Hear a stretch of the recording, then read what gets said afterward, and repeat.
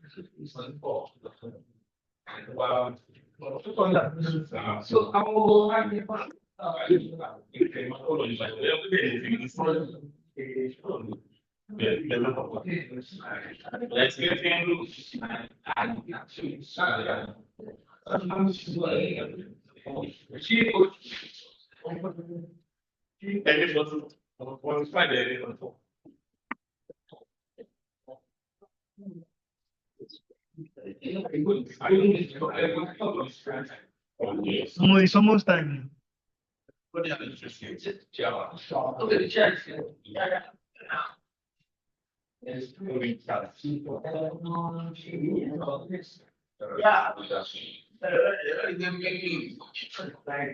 Hello, good afternoon.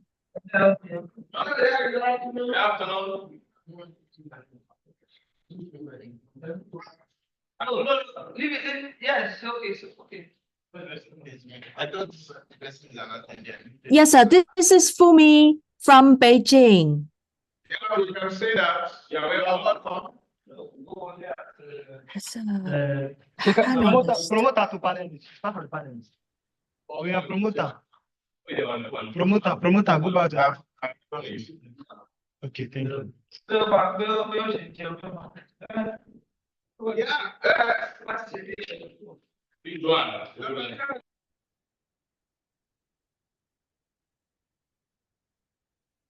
I'm trying to start my video, but I don't see myself. Okay. We can't see, but we can hear your voice. Okay, sir. And I'm wondering if I can share my screen. Go ahead and do that.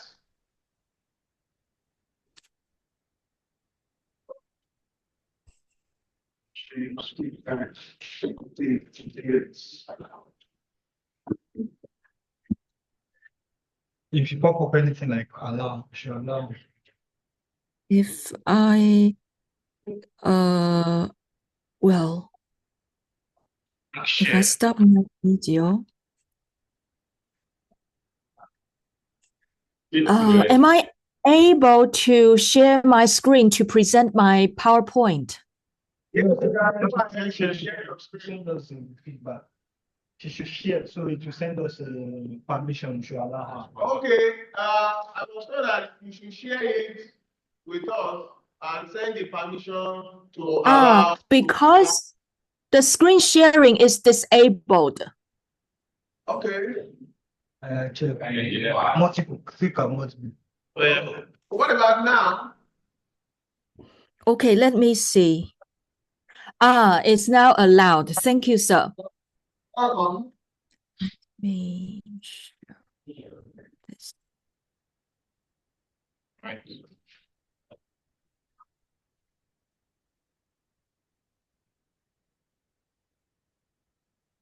Sir, is my screen showing? Yes, we can see your screen. Yes, we can see your screen, but Now you have two slides. is this two slides? Okay, okay now. This Okay. is talking drum versus the living oral literature. Okay, we can see your screen now. We can see your screen. Thank you, sir. So, Dr. Chan, the presentation is 15 minutes. Then thereafter, we will entertain questions and answers from the audience. So if you are ready, I think you can go ahead now. Yes, sir. Gentlemen, good afternoon. Thank you very much for coming to my talk.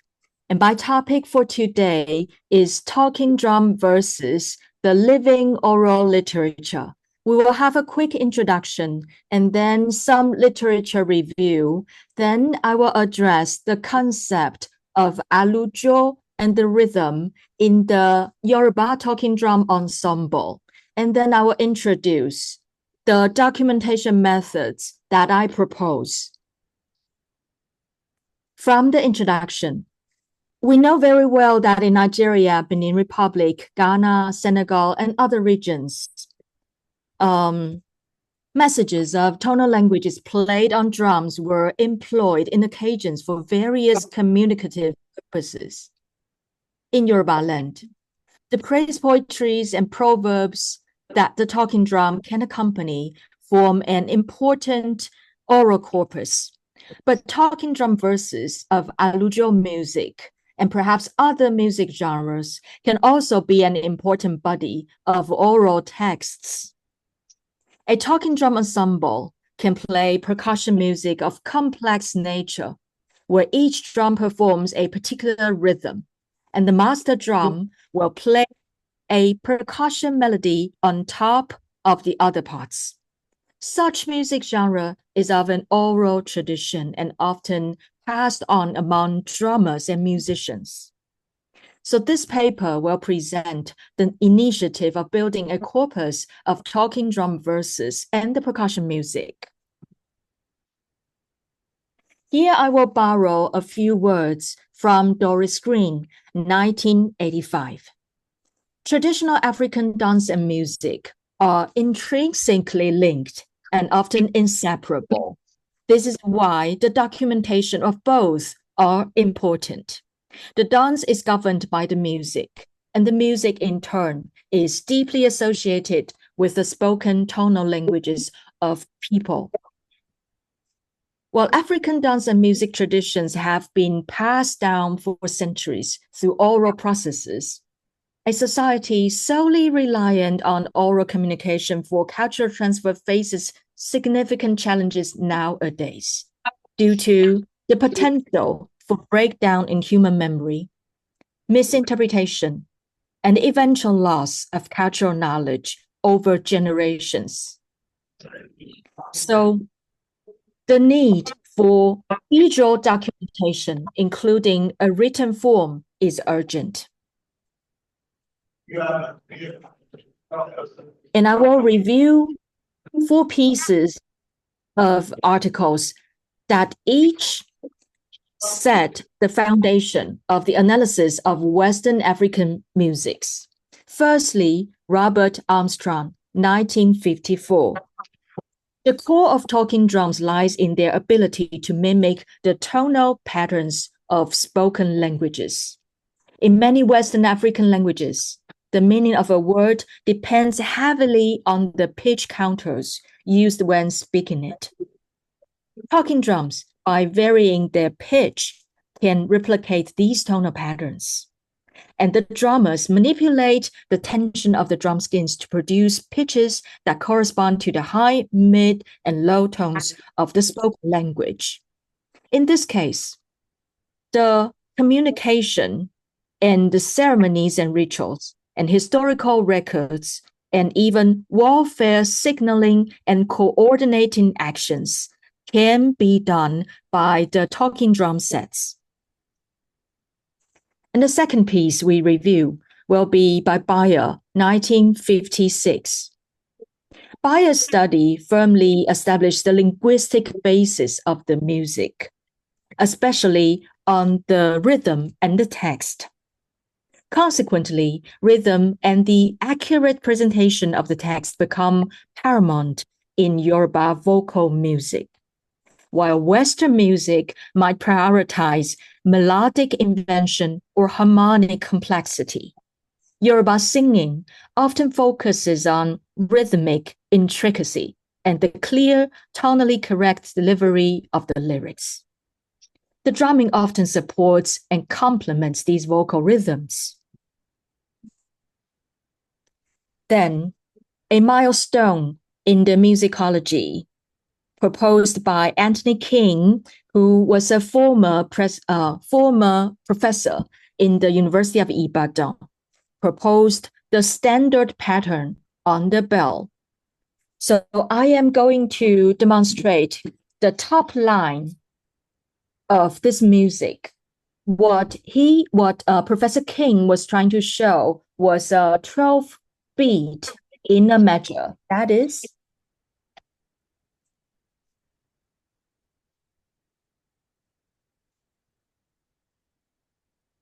sir, was the music heard? No.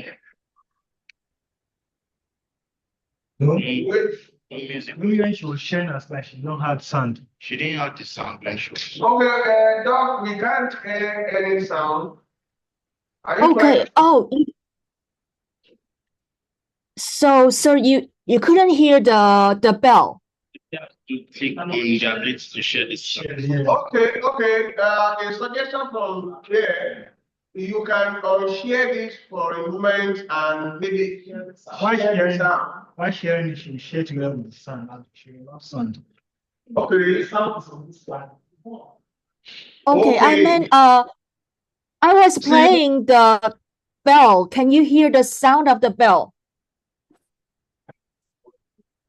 We cannot This hear one. the sound of the bell, but we can see the notation displayed. But we can't hear.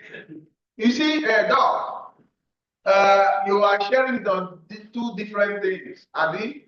So maybe you should suspend this one for a moment and now Share the sound. Let them return back. And then you return. All right. So if I stop sharing that, but the sound is I am playing, so the microphone should be receiving it, just like receiving my voice. Let me do again. Okay.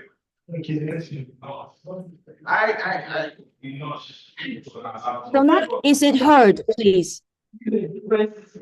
Dr. Chan. No, you should share it now. You should share it for me. Oh, you can share it now from your system, or you are still doing the two things on the same system. You allow the slide, so and you can't allow sound at the same time. So you have to step this slide down the moment you play the sound. Okay, I see. Because I am even going to play some talking drums to show you. Okay, I see. Let me start sharing my PowerPoint again. Okay, because we're coming back to the content. So he proposed that there's a standard pattern on the bell. We can find it in the Ogun drumming as well as the Shango drumming. So he claims it might be universal in Western African drummings. Then the other literature piece I am reviewing is from Drew Walls, 1975. They detailed the Gelede performance and analyzed it as a total performance art form that integrates music, dance, costume, masking, and the poetry and song. So here, in their 1975 article, they are showing a pair of teenage Gelede representing females and they are stronger and more precise than the children. They dance toward the drums performing alujo.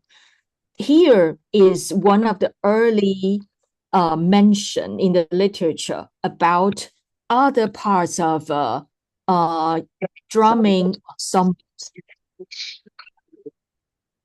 So here I'm going to demonstrate a piece of alujo and a rhythm that can go with it to form two parts in the talking drum ensemble. Let me stop in starting to share. This one, this alujo has a name. Okay. It's the Oyolorum, Oyolorum, Oyolorum, Oyolorum. Let me play 4 measures.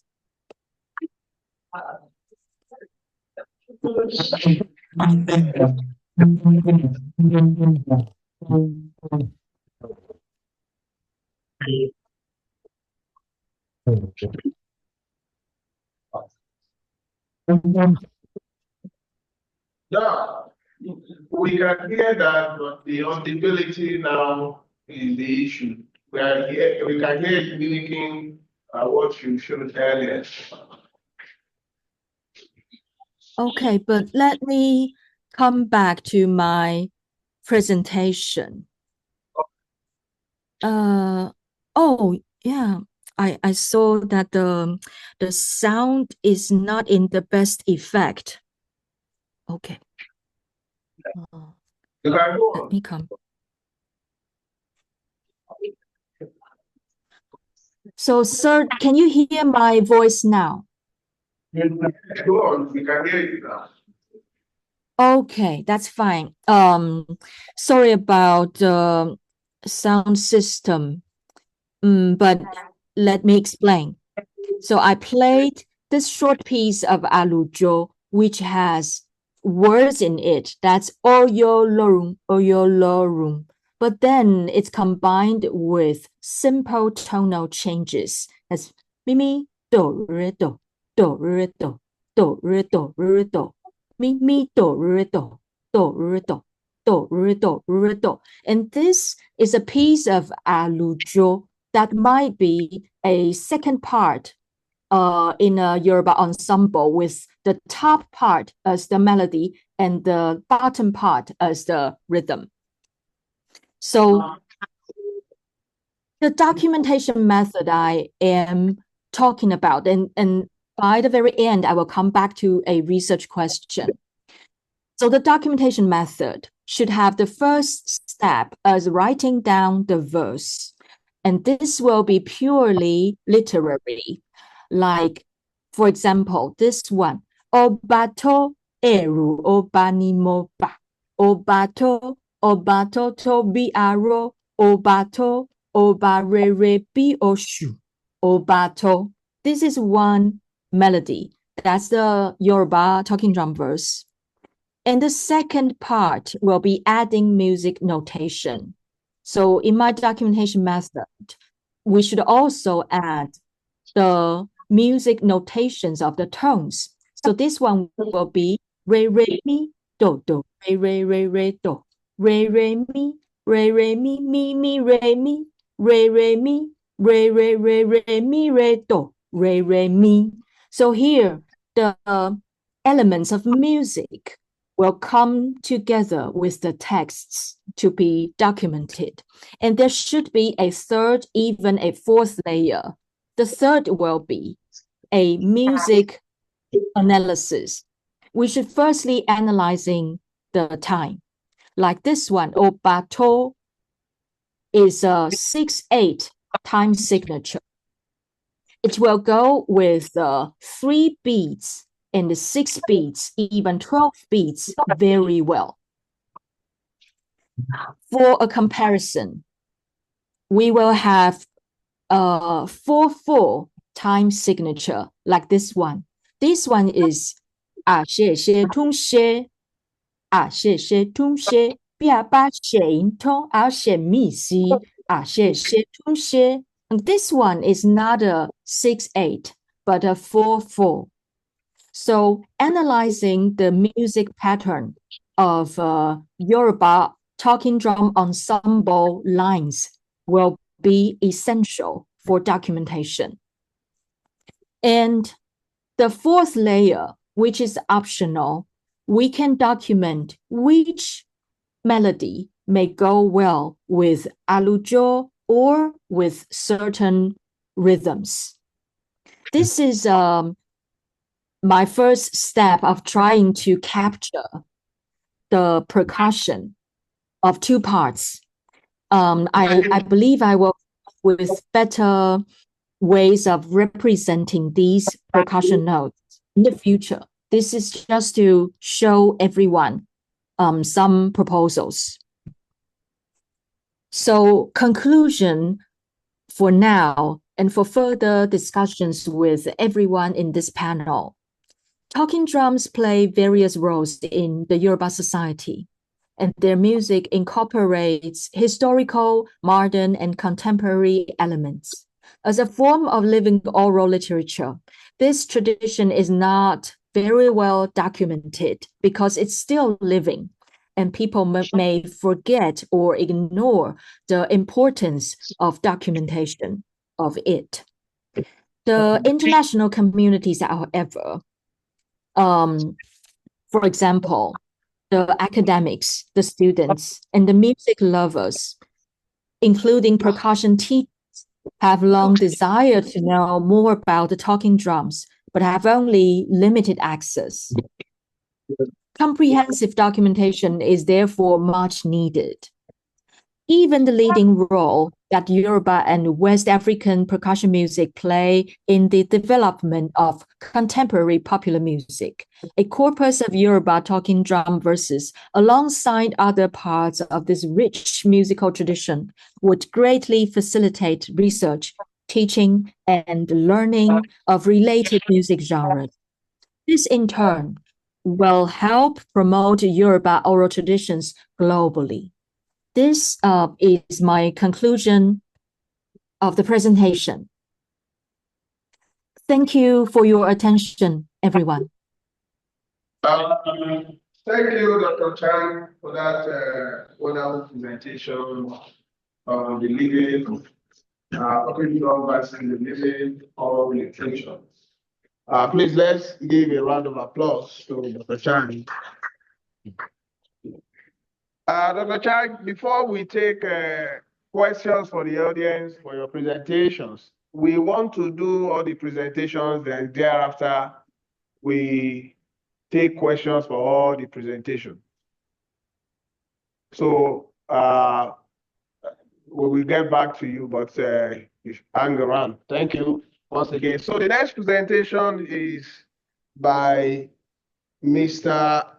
Akegbe Ali Ridwan Owolabi. Is going to be presenting on the poetic undertone and speech variation of the Yoruba talking drum. So, Mr. Akegbe Ali, you have 15 minutes for your presentation. And if you have slides to share with the audience, Mr. Akegbe Ali. Give them the slides. Okay. Thank you. Okay.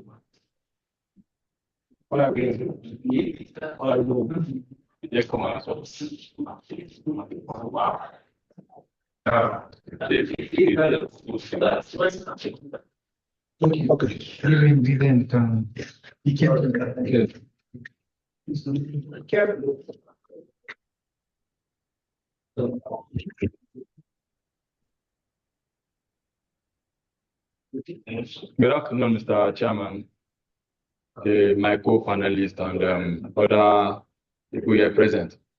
My name is Akegbe Ali Owolabi. I'm a PhD student of Linguistics and African and Asian Studies Department of the University of Lagos. I'm here to present my paper titled "The Poetic Undertone and Variation of Yoruba Talking Drum." Next slide. Yeah.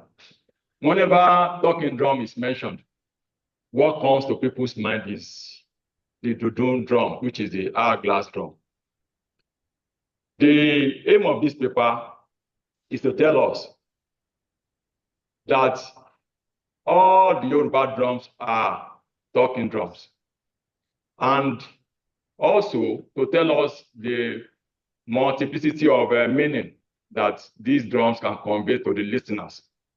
And also to tell that it is only the drummer that can actually tell the actual interpretation of a drum note that he has performed. There's a Yoruba saying that says, "Ẹni tó mú kọ̀ǹgọ́ lọ́wọ́ ló mọ tí ló ń sọ," which denotes that it is he who holds the stick to the talking drum that actually knows the intended meaning.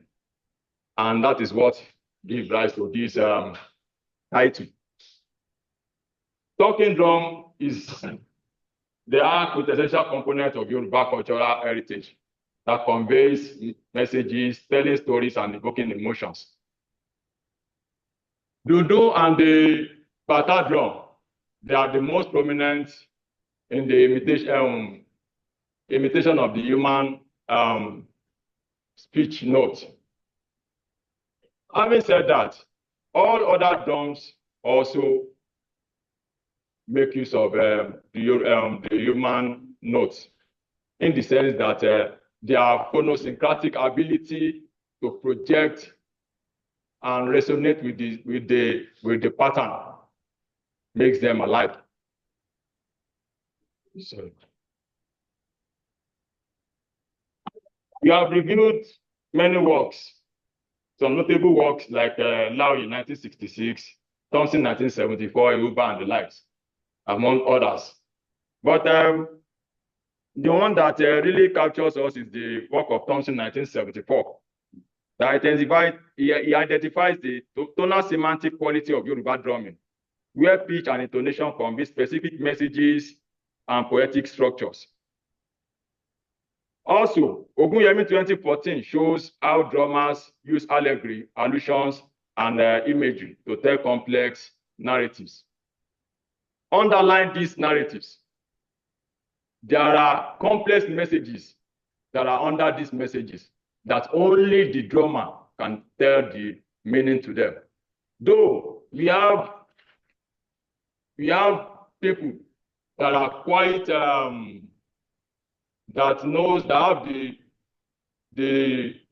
native or the native knowledge of the drum, but the drummer can actually surpasses their own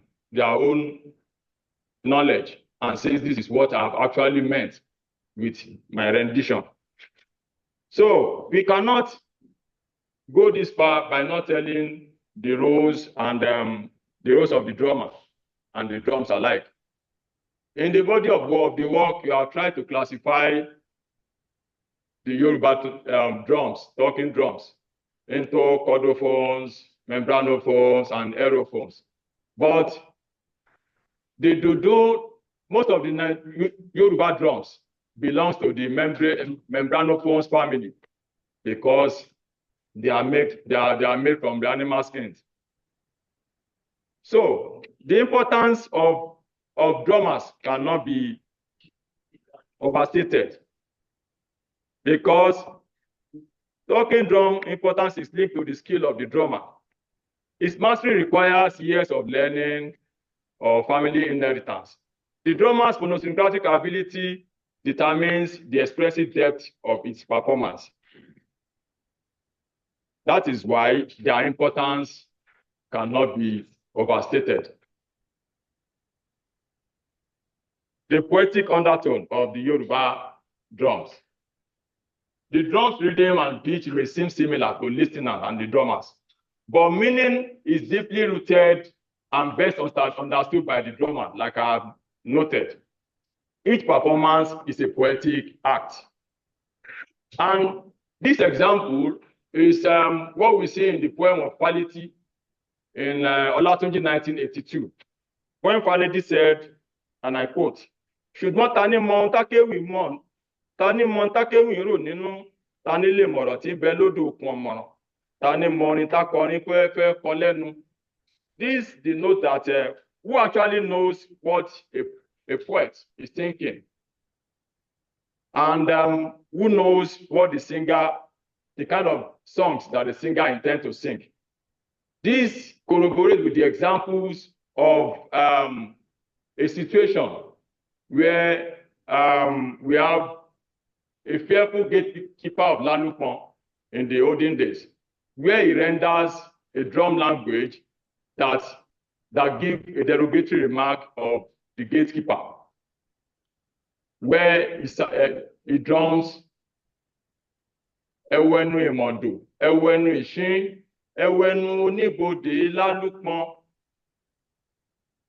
That look at the mouth of the warthog and look at the correlate interpretation there. And when he was called upon to come and the gatekeeper wanted to punish him, that he is using a derogatory remark against him, he denied such and rendered another perfect pitch note of what he has rendered before, but with another meaning, that mo jẹun Ìbàdàn, mo jẹun Ìwó, mo jẹun Oníbodè Lálùpọ̀n, praising the gatekeeper, whereas in the first performance he has actually derogated the gatekeeper. So with this, he gives him a soft landing.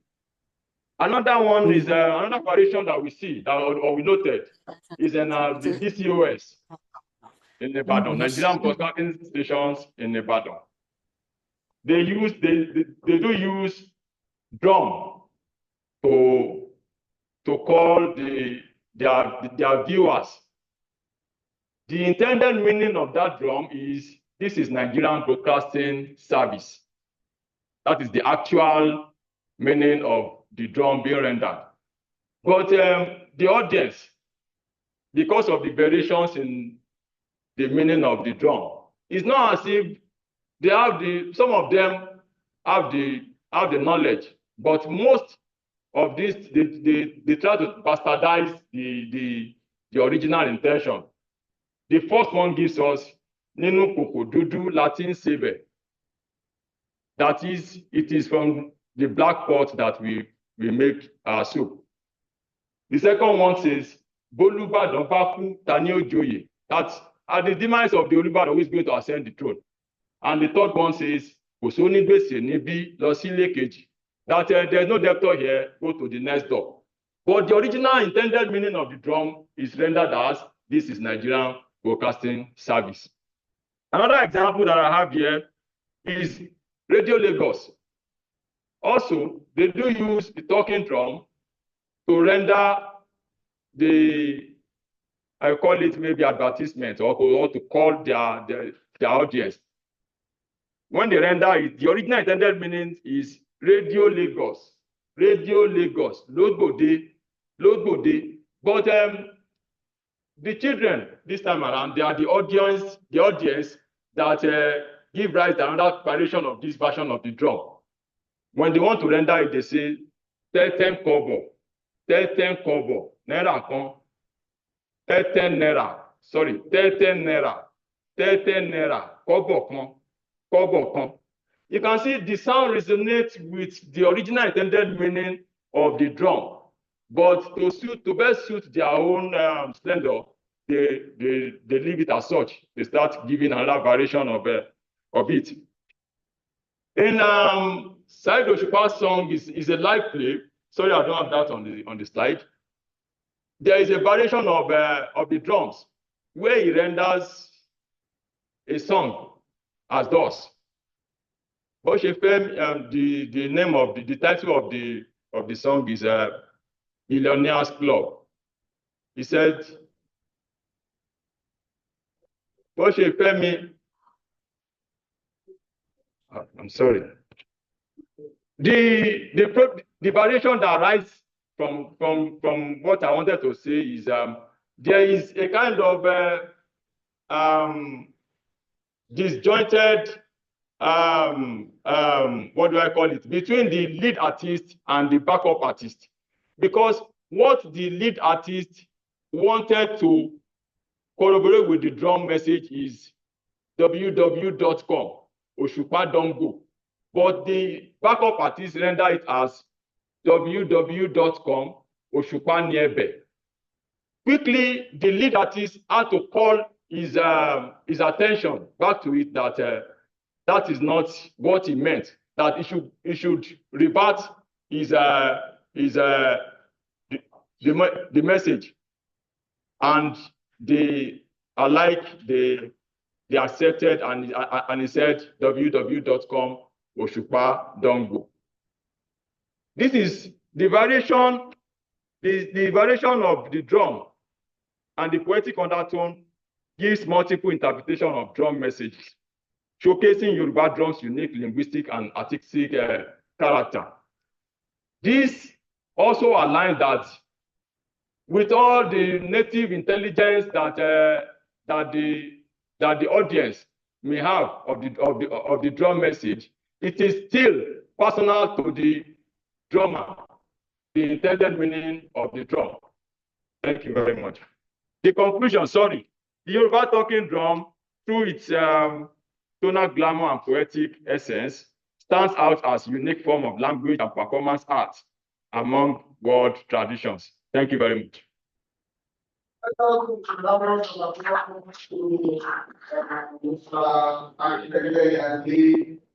That's a beautiful presentation on talking drum and stage relation. Please, before we bring on the next presenter, I know if we look at our panel, we realize that we have 4 panelists there.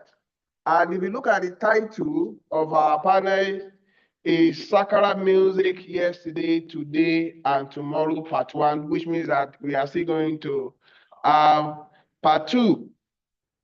We realize that is specifically based on Sákárà music. The first 2 presentations actually are like an introduction into the panel topic, because they talk about Yoruba talking drums. And just like what the second presenter said, Yoruba talking drums encompass not just dundun and bata. All Yoruba talking drums do talk, because they are all influenced by the language. So I would like us to note that. In fact, well, don't let me make comments now. I will do that later. So our next presenter, our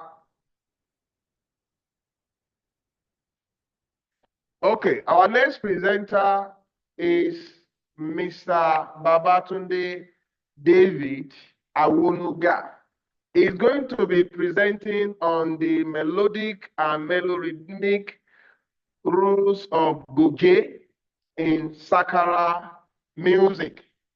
Please let us, Mr. Awonuga, can you do your, okay? Okay, so let's wait a bit. Thank you for your attention.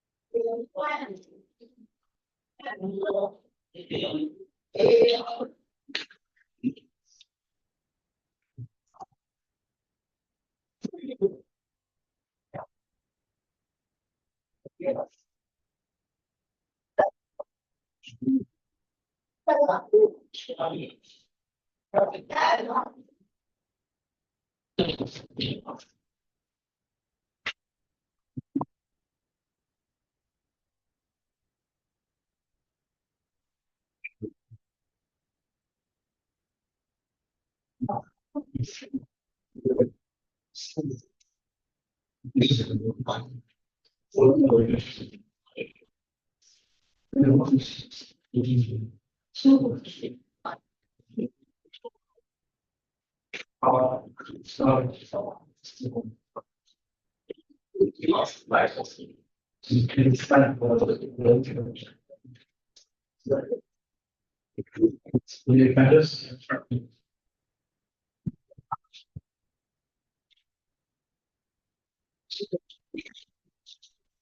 everyone.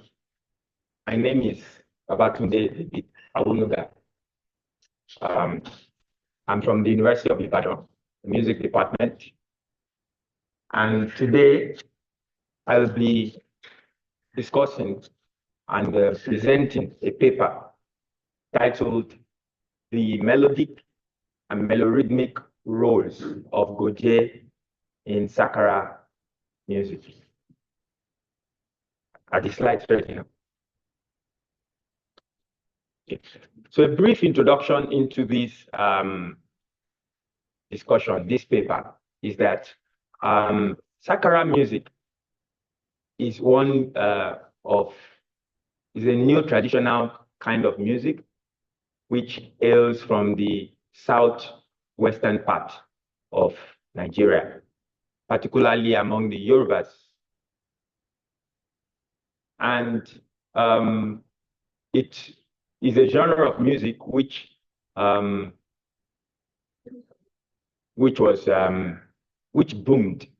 in the mid 20th century.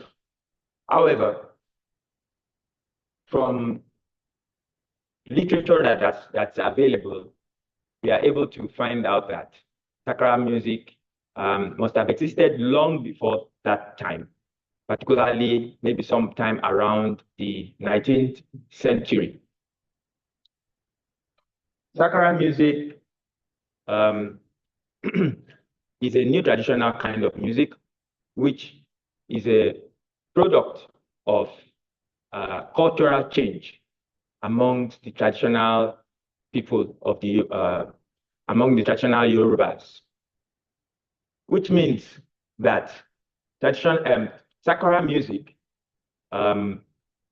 came as a result of contact with a foreign culture. Particularly, Adegbite in his paper asserted that Sákárà music is an Islamized kind of music, although it differs from some other Islam-influenced genres.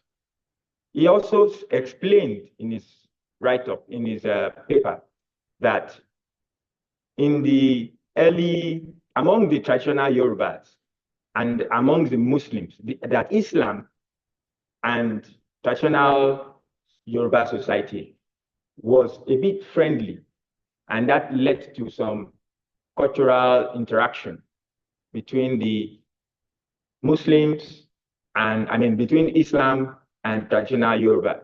And then the Yoruba Muslims needed a form of entertainment for themselves, since they had been converted into Islam. And at that time, they needed a new kind of social music. And that is what led to Sákárà music. See what? All right. So, what is the focus in this study? The focus in this study is on the instrument called goje, which is a prominent instrument in the genre called Sákárà music. Well, before I explain that, I think I should explain what Sákárà music is. Sákárà music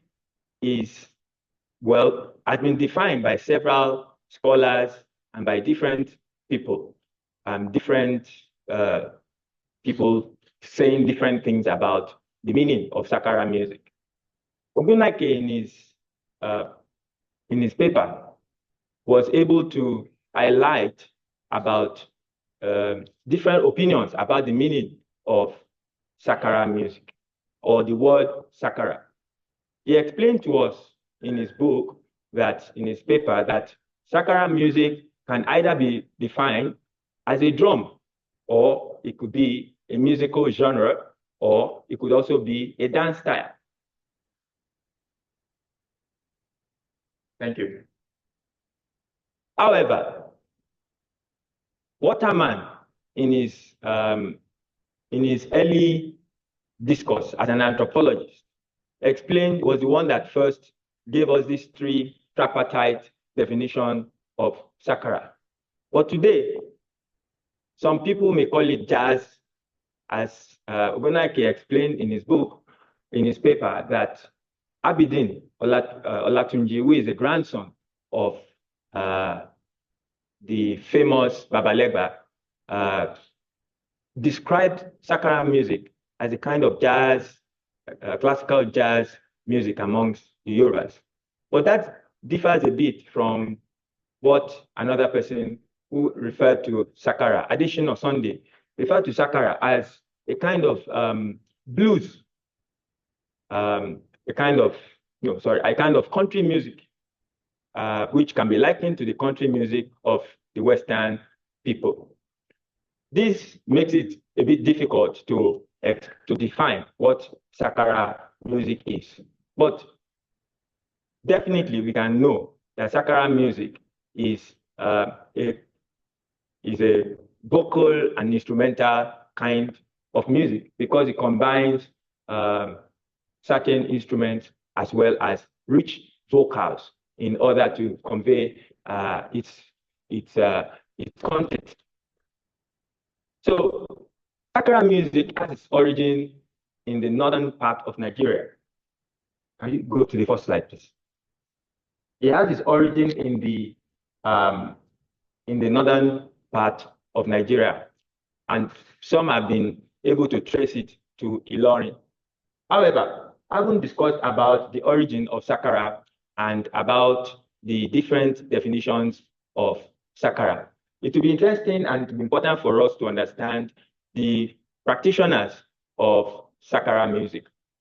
Sákárà music was made popular by certain ardent musicians who lived in the 20th century. One of them that stands out is the one, well, can you come down, please? From the top. Yeah. Go on. If we look at that slide, it shows memories of Jimoh Ojindo, Yusuf Olatunji. We have Dejire, we have Abidin, who is a younger, who is still very much alive, the grandson of Yusuf Olatunji.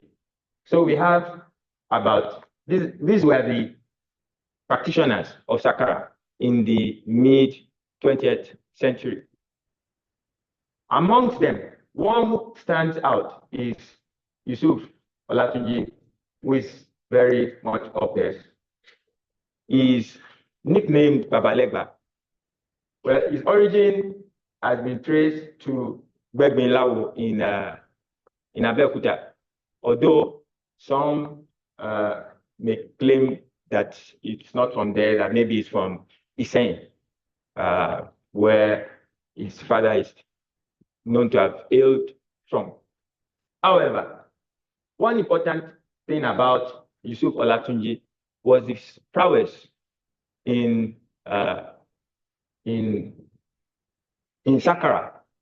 Yusuf Olatunji owned the skill in making music in Sákárà and became very famous, to the point that he was able to bring merriment from Lagos to Ibadan, and I think Ibadan to Lagos, vice versa.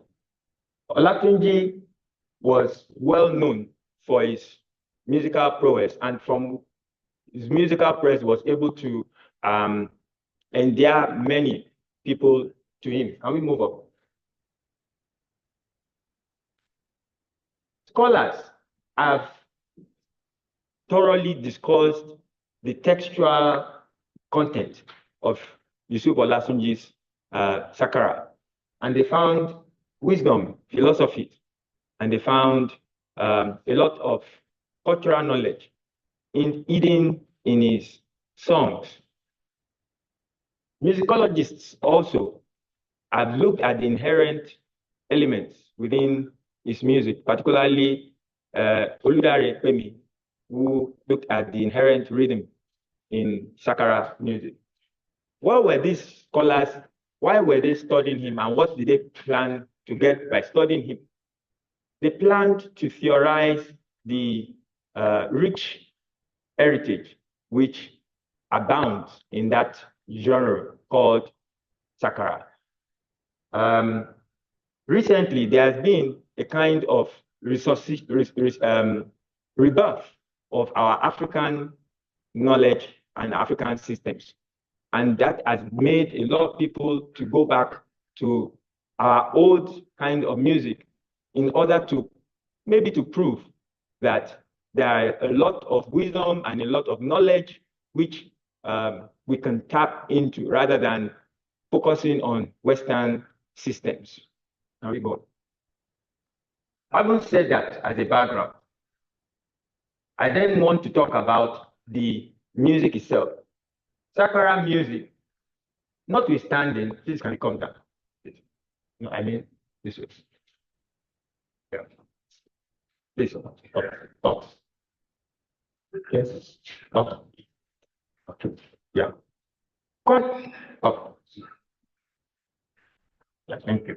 Notwithstanding the fact that the strength of Sákárà music lies in vocal expressions and in the percussive outlays that contribute to the distinct melody.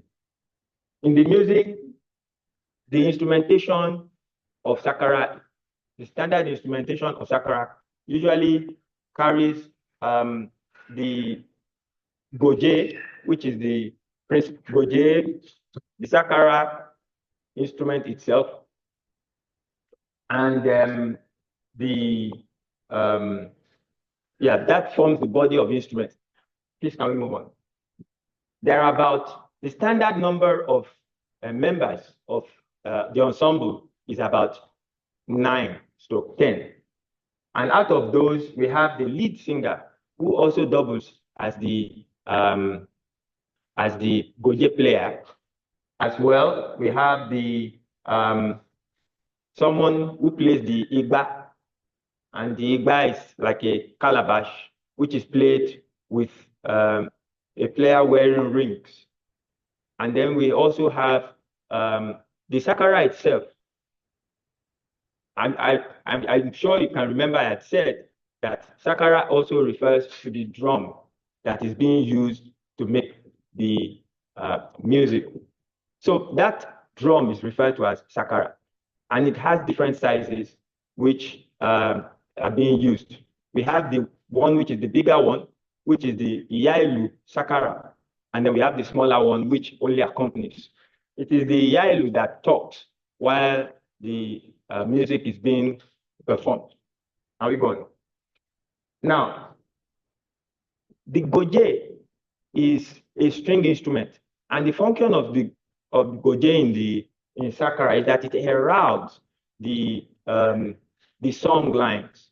It normally introduces the song, which is to be performed by the group, and once it has been heralded by goje, it's then the music, the goje, the singer stops playing goje and starts singing.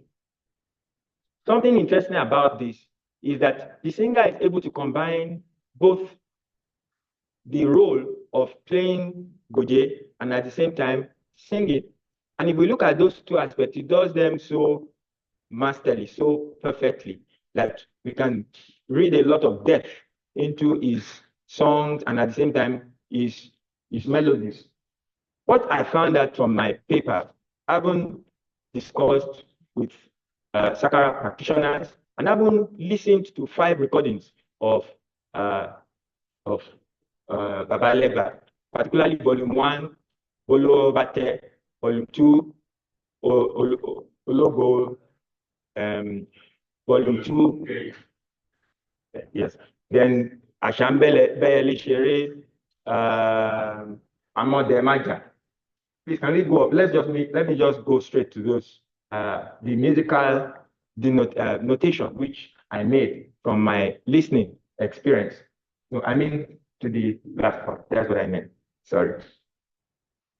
Yes, I discovered as a violinist, which I didn't mention earlier. I played the violin, and I tried to use my knowledge as a violinist, compare with what Babaleba did on Gojana. I found so many striking idioms which he conveyed through the playing of Sákárà.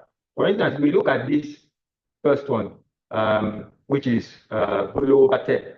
He makes use of ornaments. He makes use of techniques which are known for violinists, among violinists. And even though he may not have received that Western training, he was able to craft the string instrument to make Yoruba idioms and to speak the Yoruba language.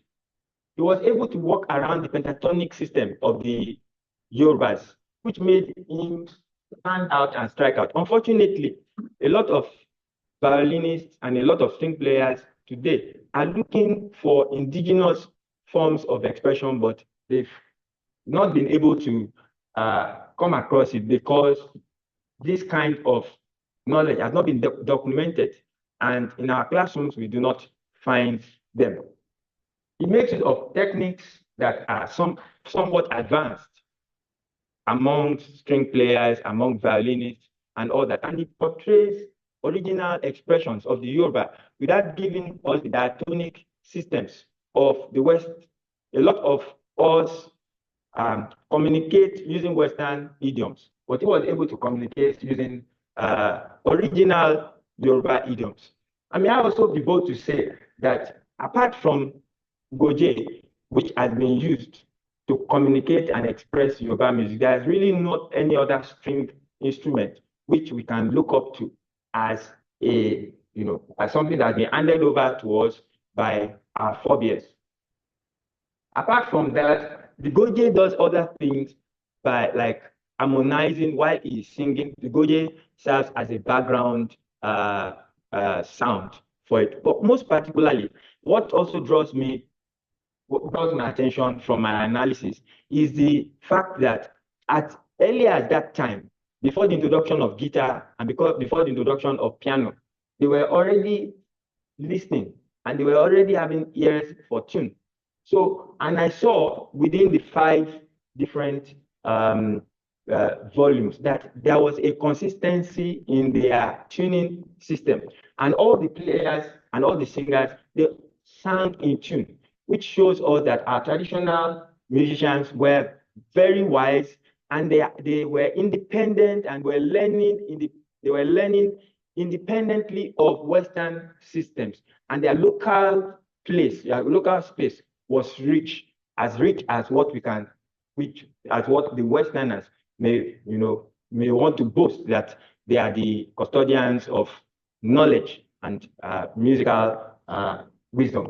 So I was able through this to make opening lines for the 5 volumes, and I was able to analyze that in Nigerian systems we have our own peculiar melodic scale from which our melodies are turned. And so when we listen to the Goje play, it's like the Goje is talking. It's not like the violin. But when we can study his expressions, violinists and other string players can learn how to communicate originally in their tonal systems. So I hereby then do recommend. It is a paper that is not finished, and I mean, it's still in progress. So these are some of the findings I have made, and I'm here to add more knowledge and get contributions from the floor so that I can, be on the right path. Thank you very much for this. Yeah, thank you for that presentation of the melodic and mesorhythmic flows of G02 Sákárà music. Audience, we have one. Please, we have one presentation. I don't know if the presenter is here. He goes by the name Akintunde Samuel Olúṣọlá. Akintunde Samuel Olúṣọlá. Please, is anyone online that is here to present in this panel? We have 4 panelists. 3 have already presented. The remaining, Mr. Akintunde Samuel.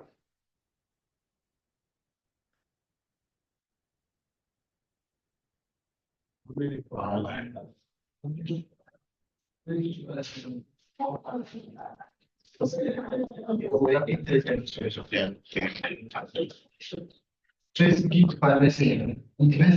Something. How many are there except Dr. Shank?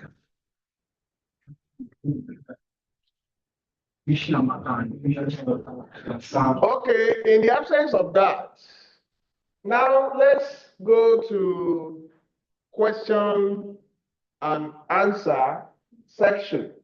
Audience, if anybody has any question to ask the presenters, let's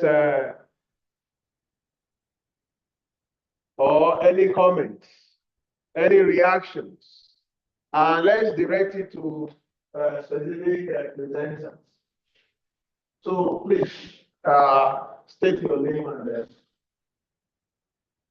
ask the question.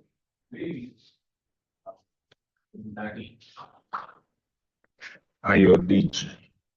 And my question for the Sákárà is that the music in itself, the trajectory of its origin was generic in the narration, Southwest, but at the point you said not an influence.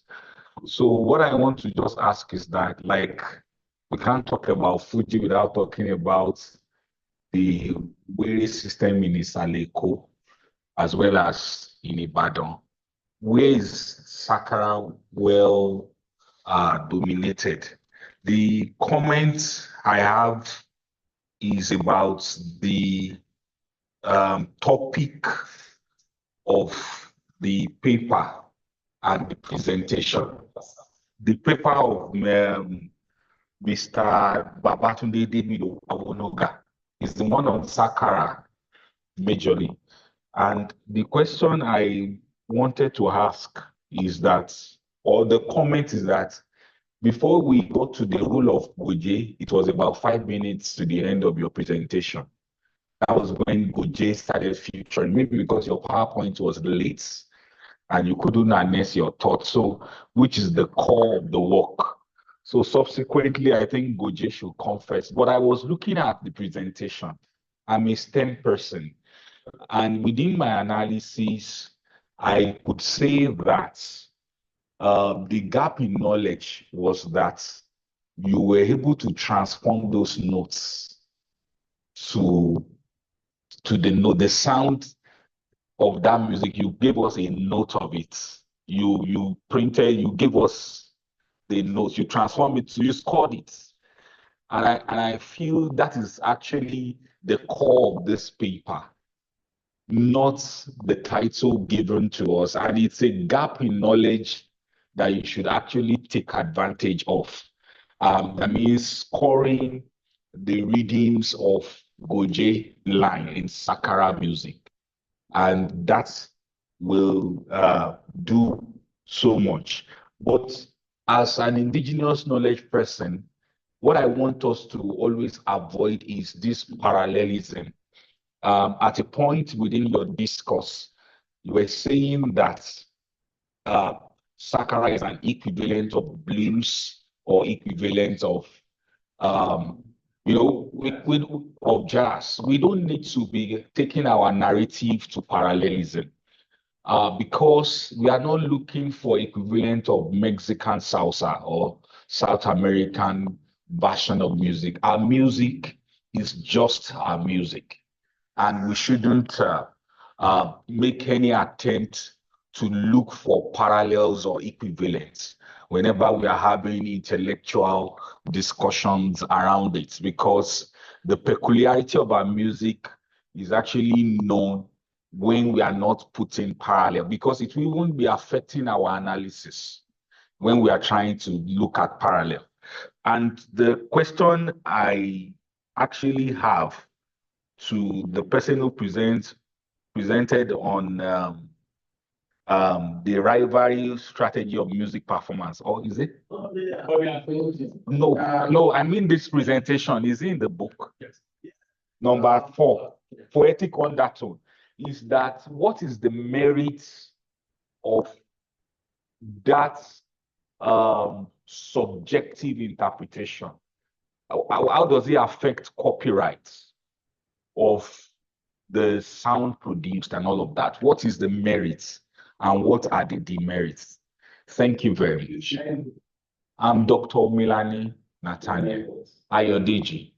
Yeah. So, Dr. Milani, you directed your questions to Yes. Yes. We shouldn't forget the first presenter, Dr. Chan, on talking about blessings, living or literature, and we can. I really feel that is, I think, similar to what Mr. Perry presented. So, do we have any questions from the Chan? Which? So, I wish to react to what he said. Okay, say your name, your school. I'm Hayokumi Olaoluwa from University of Ibadan, Music Department.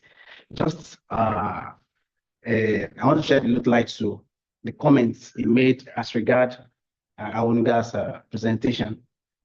Of course, what is musicological about it is the ability to document the melorhythmic content of said music.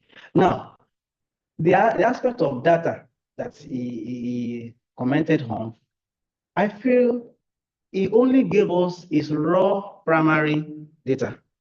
He was quoting those he interviewed. That's also person. He mentioned the names of those two that compared our music to. Yes. So it's not his own points. No, his own points. I never. Now, where I'm going, sorry, where I'm going is that in a case like this, are we not expected to reveal our raw data? Is it wrong? And it is what the parallelism like those so-called saying. It is not always for us to. He can say it and refute it. What I'm saying is that he needs to not say it is not wrong. I'm trying to clarify that. But he needs to refute it. That's important. That's the point. Thank you very much. That's just Okay. Thank you, sir. Is there any member of the audience that has 1 or 2 questions for our presenters? Anything? Yes, before, because the questions are directed to the 2 of them, but I think we should also react to Dr. Chang's, because Mr. Akebele's presentation and Dr. Chang's presentation talk about drums, Yoruba drums, because Mr. Akebele mentioned talking drum. No, Dr. Chang mentioned talking drum, like referring to just only one drum. It's only Mr. Akebele that said that there are drums, and it's specifically mentioned Gundu, Bata, and others. You understand? Although initially I said that trying to remind the audience that this is on Sákárà. As we know, Sákárà music genre is one of the Yoruba music genres. We have other genres. It's not. Okay. Okay. Mr. Sam. Okay. So, all right, thank you so on. much. All right, I have just a question for two presenters, and that's the first presenter. That's Fumi Chang, Talking Drum versus the Living Oral Literature, and the second one is a same question per se, but when I was listening to Fumi Chang on Talking Drum versus the Living Oral Literature, so what came to mind as a musicologist also was the fact that talking drum has been used as to preserve tradition, to preserve history, especially when it comes to oral tradition, and it's actually a good thing. However, I'm asking, what do you think is the trajectory of talking drums today in contemporary music today? Has it been able to preserve? Because some people will say that apart from preserving, there's there's the use of talking drums in renegotiating what is happening right now. What we know before, a talking drum verse that we know before has been reenacted to mean something else, especially in this contemporary use of talking drum. Okay. Dr. Chan, I don't know whether you are still on. Yes, sir. Hello, Um, can you react to what? yes, sir. Can you hear me? Okay, go on. And Mr. Adejube? Yes. Okay. There was one slide I skipped in my presentation, and that's about the temporal features of the talking drum music. And I was going to say that, and this is also related to one of my research questions, that we know since the 16th century, there are many foreign influences coming into the Yoruba land as well as into the other lands in the West Africa. And personally, I believe there must be impact from those foreign influence into our traditional music.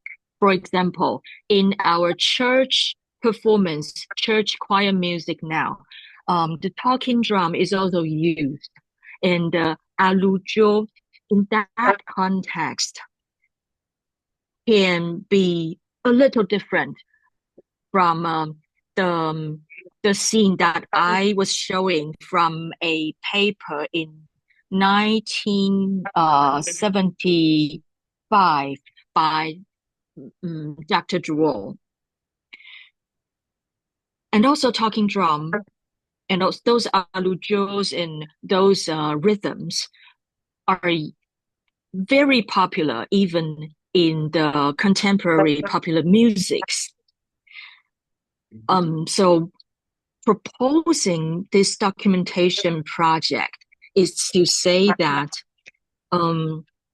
as a researcher, I would like to know more about the historical elements in comparison with the contemporary, the modern elements in the talking drum music.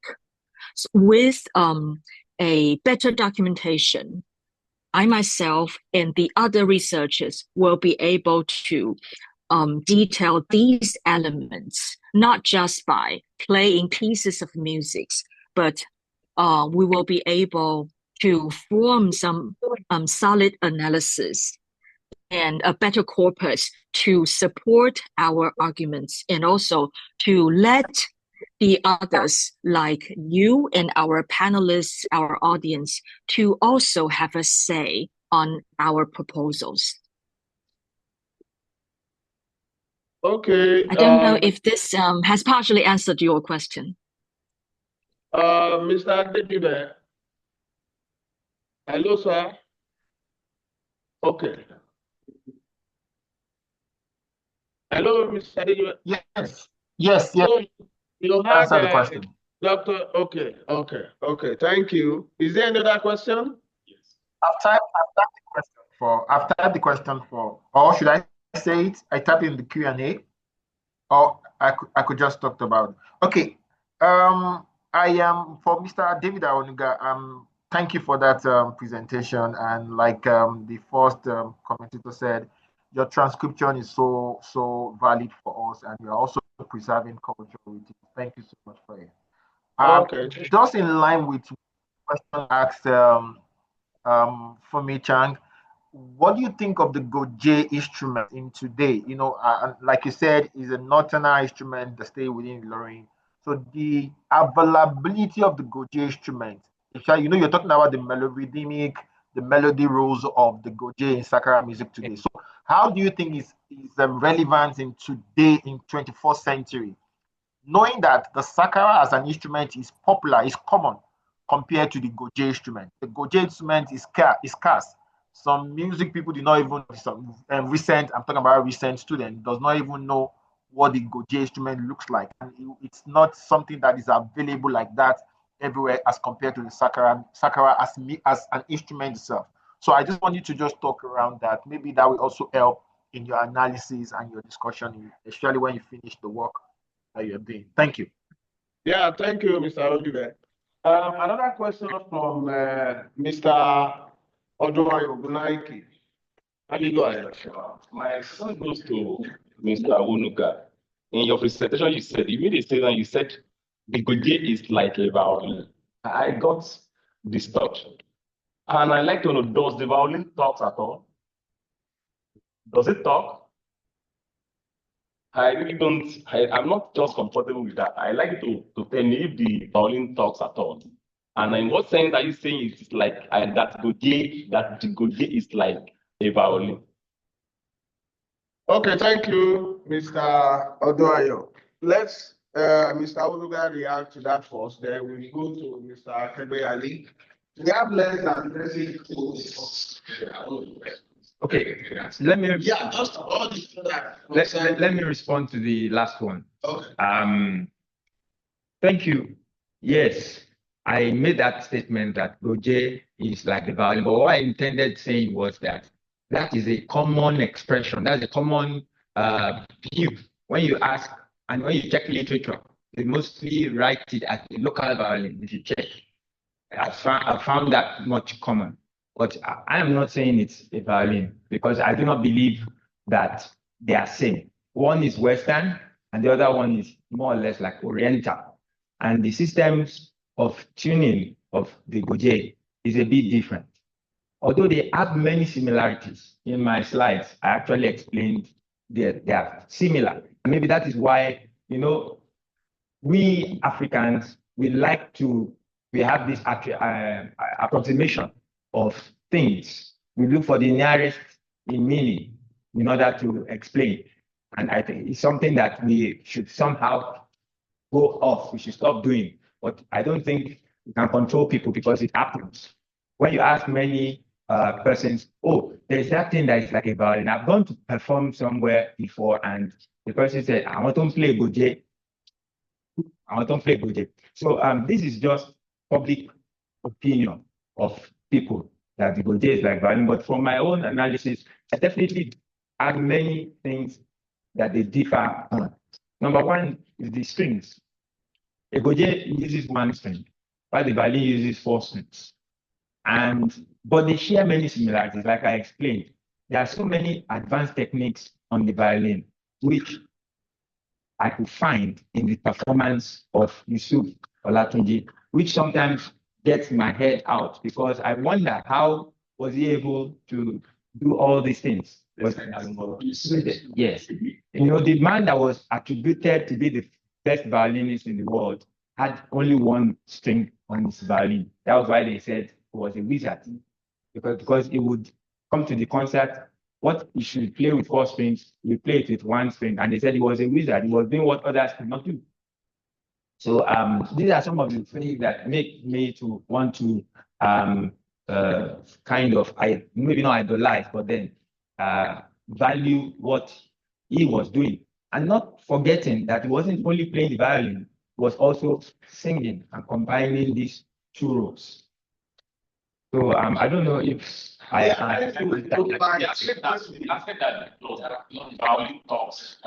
Oh yes. Now the violin talks. Let me explain. And I think that is one of the most unique things about what, and that goes back to what Dr. Adejube was asking. That what can the young people today learn, or how is Goje relevant today? It's relevant because for us, if we can make the violin talk like the Goje, then it means we have discovered something which is different from what others have been doing the violin. So making the violin talk can be one of the major goals for this contemporary world in terms of technique and adding to what others are doing on the violin. For instance, maybe recently I stumbled on a lady. She's a Sudanese. She's the top player, British. She has mixed descent, and she said she looks into the roots to get expressions. So for her, she gets her expressions from Goje, while those in the West get their expressions from their own Western music. But she says that is what makes her different, because she tries to do what they are doing with the Goje on our own instrument. So, and then, sorry, he said that my topic is more about the actually notation. I concur with what Dr. Milan. Yeah. Because for like 70% of presentations is on what it's not the kernel. It's not on what the kernel of your listening. That's what I want to see. One instrument. Okay. And that's what you did for the last 30% of the presentation. That is the essence of this presentation. I was saying, my mind, leave these things to the historians. The focus is on that instrument. All the history of Sákárà, leave it to the historian. They will go and look for information backed up with evidence for you. And that is why Yoruba music is a multidisciplinary approach. I have a lot to say, but let's Thank you very much, Dr. Milan. Yes, you mentioned merit and demerit, then something about copyright. You say the core of your presentation is about the subjective interpretation of the player. And said that what does it say concerning the player, the copyrights, and all of that? The rights, because it's now there's so much of fluidity. That's what I mean. What's the merit of this fluidity or subjectiveness? That's just what I mean to say. Given the current times which we are in, right? Well, it's just a reflection. It's not. Yes. If I want to get you, the study is not based on musical production that we might have a kind of a copyright that stand on it. It has observed, it's like an observation of a player, maybe local player of Pedudu or Bata. But I mentioned in one of the examples whereby a lead artist give a song note and whereby yes, corrected him. That is to back the saying of Yoruba that whereby the backup artist wanted to render the speech note of the drum in another manner. In this part of the world, copyright, even to the musical production, is not that strong. So, thank you. Yeah, I like the answer to that. While you were presenting, I was taking your presentation to Dr. Chang's presentation. You see, I was saying, God, of course, people can give different interpretations to drums. You understand? And ultimately, it is the drummer, really. And maybe when you are talking about maybe the doom or the doom, SM, or Batal, the same. But you realize if you listen to Yoruba music very, very well, you realize that the lead singer is the controller. And oftentimes, lead singers usually call lead drummer to attention. And you mentioned it. Yes. Yeah. Now, and I'm saying, oh, which one should be prominent? The language or the drum? I think the language should be the prominent. And who controls the language? The lead singer. And if you look at or into most of our musicians, you usually have this kind of friction conflict between sometimes, once in a while, between the lead singer and the drummer. But if you are not well grounded in the use of language, with the idioms, everything, you can't draw.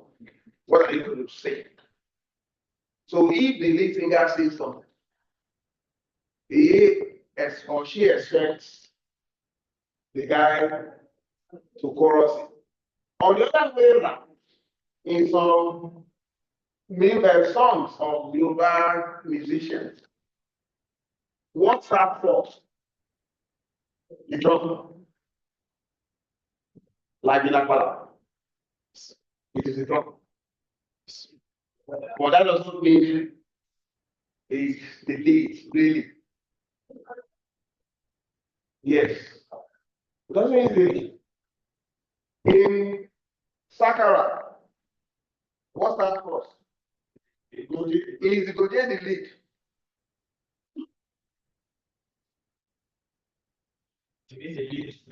The lead instrument, yes. Many people are in favor of Sákárà.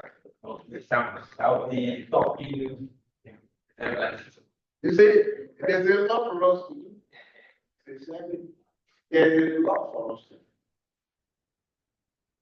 I really enjoy. Okay, I really enjoy. Please, I'm time with you. Okay, I just want to give. I just want to give a round what we have said.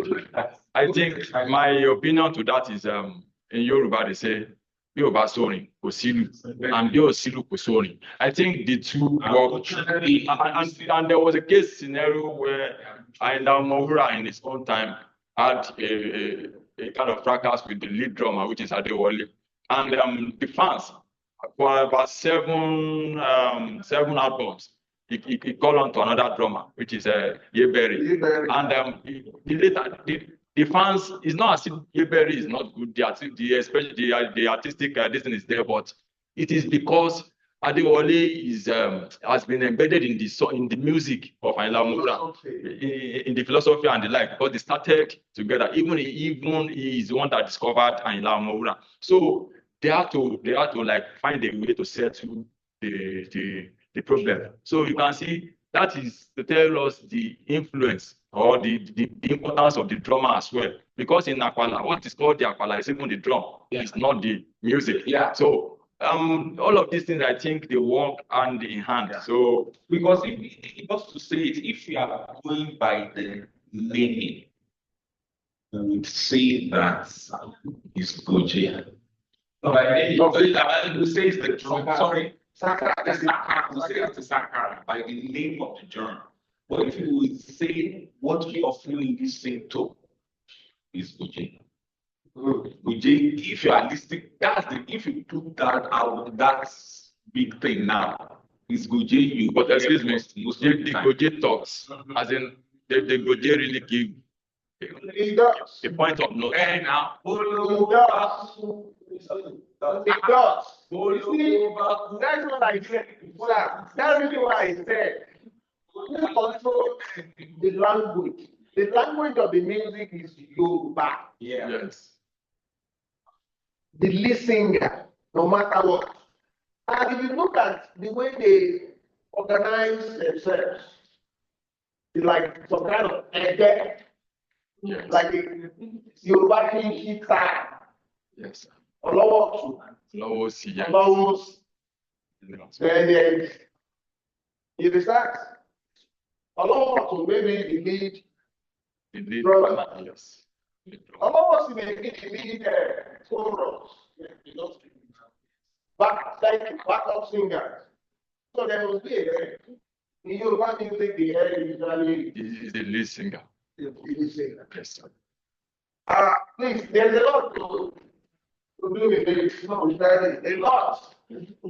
So, you see, Agabora has 4 different drummers. Yebere is one of the 4. Yes. I've forgotten the others. I was told this by someone who is very versed.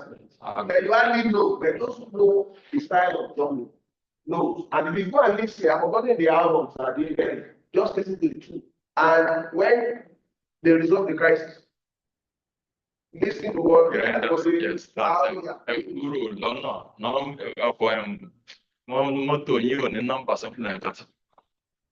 You know, Number you need to study Guru, number you Boko. Yeah, Kúrò ní títì. Omi tuntun Omi tuntun ti ru ẹja tuntun wọnú odò ẹ tún máa gbọ́. Ẹ jẹ́ ká mi àbá fàájì bọ̀. So which means that actually listening can be replaced. And this brother, yes. Yes. Yes, there's this problem of So thank you very much. Thank you. So we have the second part of this. This is one for the first part. There are 2 or 3 presenters of Sákárà today. So let's thank you for coming. Thank you very much, sir. Thank you.